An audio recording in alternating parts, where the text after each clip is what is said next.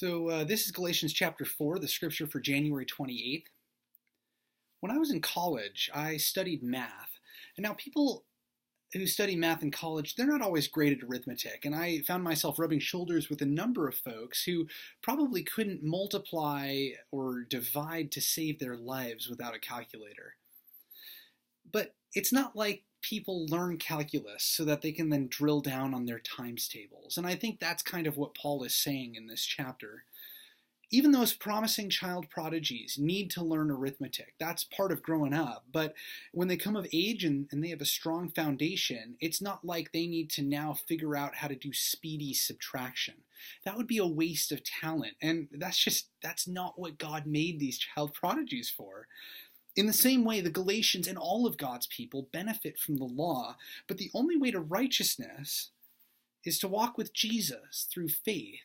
And this is what we were born for. If you take the child prodigy analogy and you keep going with it, this is what we were created to do. This is what we have a unique talent for, is faith.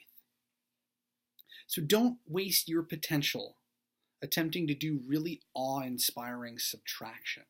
That's not what we're on this earth for. Instead, trust that God has your best interest in mind by justifying you and making you righteous through faith, through belief in Jesus Christ.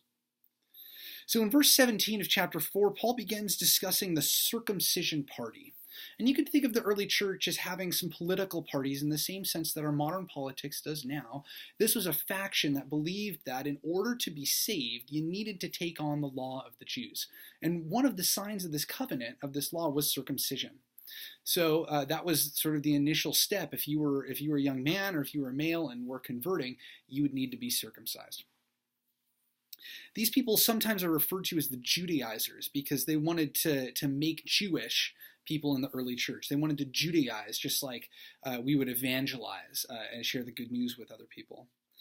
So Paul suggests that these Judaizers are trying to butter up the Galatians so that the Galatians will do what they want and then give them authority and look up to them for the rest of their lives.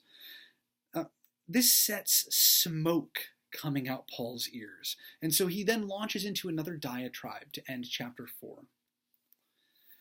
In this diatribe, Paul starts sarcastic, and when Paul's sarcastic, something's really gotten under his skin.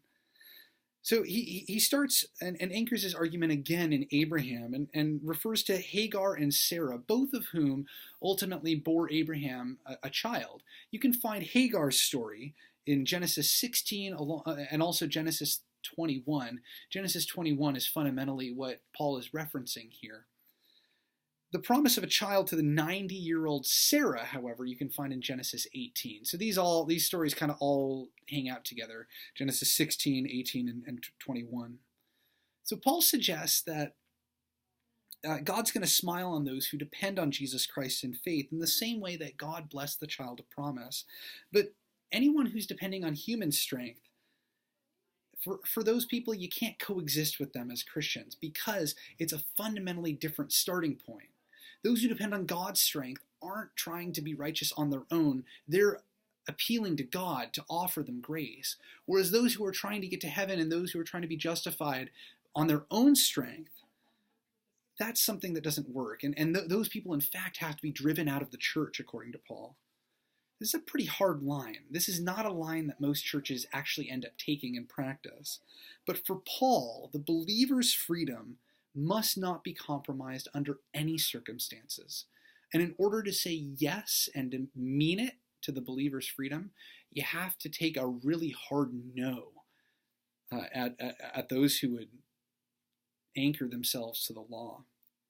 That's all for Galatians 4. Tomorrow, January 29th, we'll take a look at Galatians 5. May God bless you in your reading of Scripture.